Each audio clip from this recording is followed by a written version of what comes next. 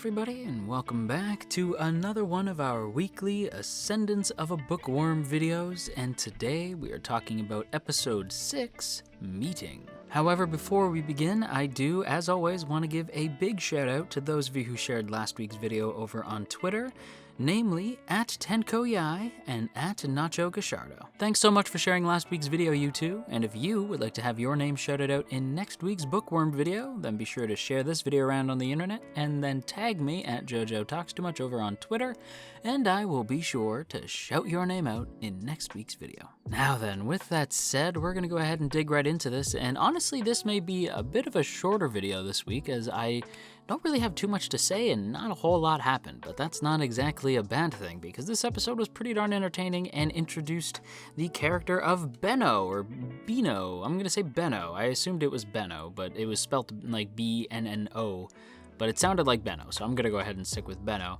And also, I'm just gonna go ahead and, toss this out there. Kono Benno da! I'm really sorry, folks, but I had to pause the episode entirely when I heard Benno's Seiyu start to speak, because I was like, wait a minute, I know that voice. I know that voice. That can't be, that couldn't possibly be who I thought it was. And indeed it is, Dio Brando's Seiyu, whose name is escaping me for some reason. He's done much more than just Dio Brando, but every time I hear his voice, I'm just like, Kono Dio da! Like immediately. It's his most recognizable role, I assume.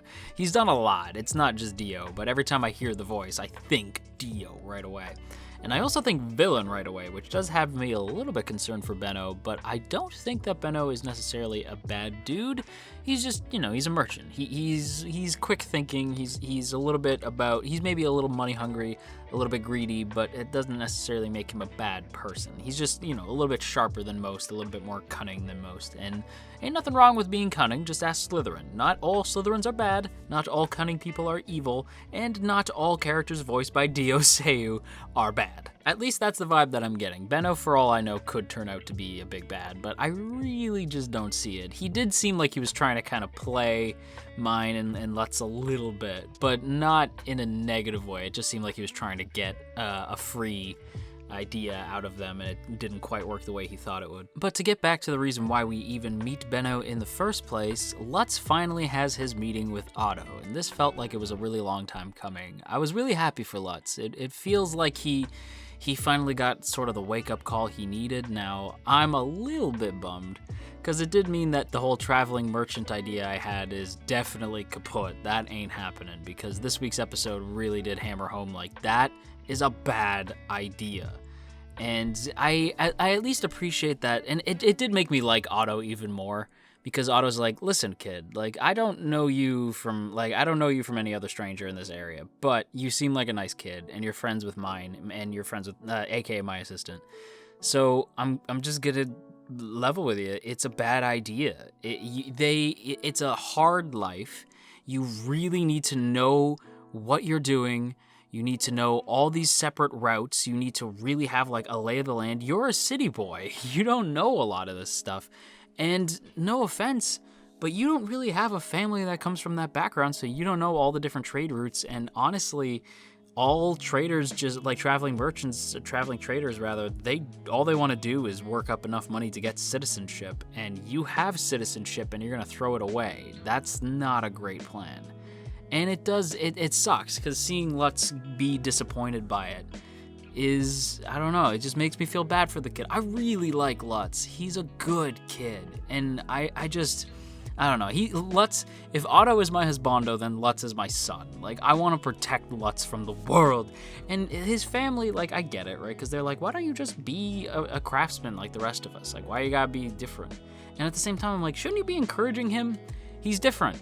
And mine's different, and her family encourages him. Why you gotta be like that? Like, don't get me wrong, I get their concern, but at the same time, let the boy drink. He's your kid. You gotta encourage him by all means, like Otto does. Like, tell him when he's going off the path, right? If he's veering off the right path.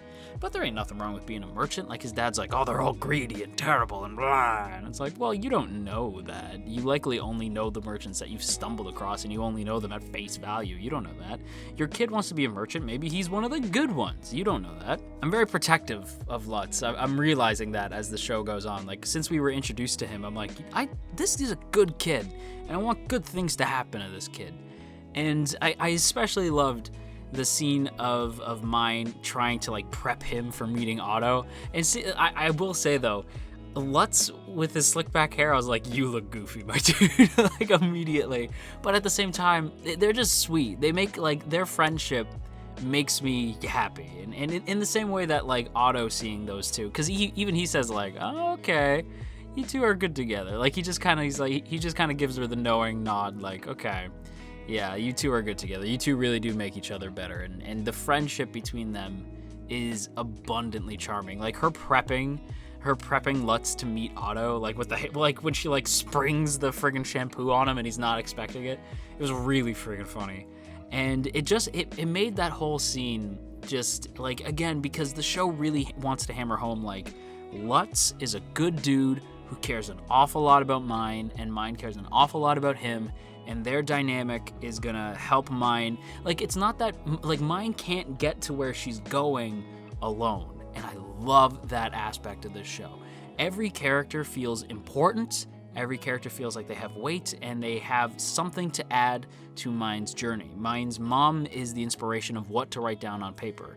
Mine's dad leads to her like strengthening herself, as well as Turi, who also helps Mine strengthen her body back to being decently fit enough to walk to, at least to the town gate. Meeting Otto means that she learns how to read and write, and Lutz means that meeting Lutz means that she has a partner to sell paper to further her main goal of becoming either a librarian or selling books. And it feels, and even characters like the newly introduced Benno, they all feel like they have a part to play in an overall story of getting Mine to where she's going. And I just love that. And on top of that, speaking of overarching story, we actually get a big hint at what the hell is going on with Mine. And this is towards the end of the episode, but it does sort of tie back to the first meeting between Lutz, Otto, Mine, and Benno. And that's when the four of them split, right? When Lutz and Mine run back home and Otto and Benno are sort of left just standing there. Benno notices immediately when Mine says like, hey, do you know anything about a fever that like comes and goes? It just feels like it's really like eating at me. And Otto says like, no, Mine, I'm sorry, I don't know what that could be. And Mine's like, oh, it's okay. Like, I'll figure it out. Like, it's going to be fine. And you feel like she believes it. You do feel like she's like, it's okay. I got a handle on this. And Otto doesn't seem particularly concerned. He's worried for her, obviously, but he doesn't think it's fatal until Benno points out, yeah, what she has, I think I know what it is. And it's the devouring.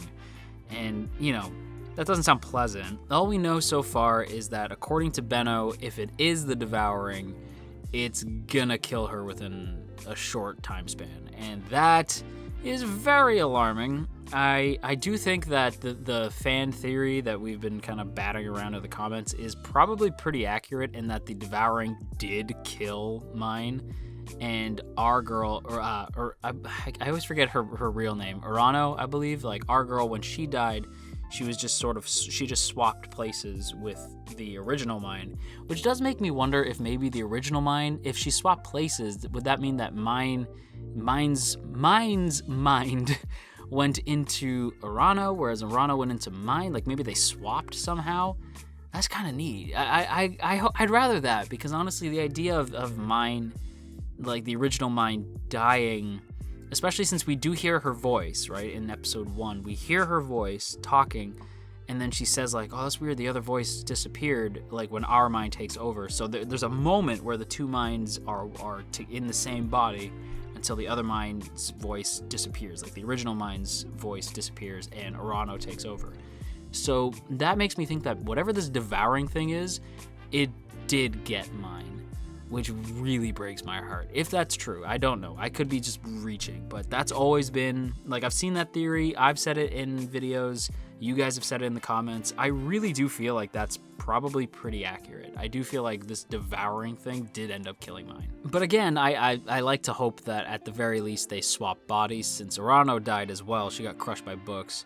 Although if she got crushed by books, would that even work? You know what? Maybe, I don't know. I don't know what I want. It's just sad to know that the OG mine is likely gone. And I've seen the other fan theory that maybe her mind just sort of receded into the back, like in the passenger seat, as it were.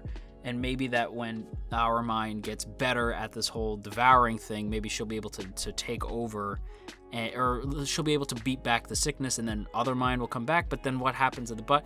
It's a whole mess. Like you can theorize about this for a while, and the episode ends there. By the way, it ends on that note, and I'm concerned. I'm really freaking concerned, and it ends on that like the devouring will kill her in a short time span, and then to be continued. You're like, what? Wait, whoa, why are you gonna end there? And it kills me. I don't know what's gonna happen, but this slow burn story, I do get angry with it sometimes, because I am like, can she just get one win? Can mine just get one victory here? Oh my goodness, because it's been like, let's make up a plan, and then the plan fails, and then let's make a new plan, and then the plan fails. And the new plan is Lutz and mine working with Benno as apprentices, since he's a merchant. And now I understand why Benno is an important character, and probably why he's voiced by Dio. But I just don't know where it's gonna go from here, but that's part of the fun, because again, like this, it's a slow burn. It took 6 episodes for us to get a sort of a better understanding about what's going on with mine, where the goal, like where her journey's ultimately going to take her, what's going to happen to the characters around her. And again, each character playing this like vital role. This show is so underrated. This is like one of my favorite shows this season. And I don't know, it's weird because it's fun to theorize about the show, but then you also have scenes where like they're trading shampoo for nails, you know, like when mine is trading her shampoo knowledge to Otto's wife, who, by the way, dang it, she's pretty. It's like, okay, fine, you win, you can have Otto, dang it. But even that scene, it's fun and sweet and it's charming, and I felt like all warm and cozy.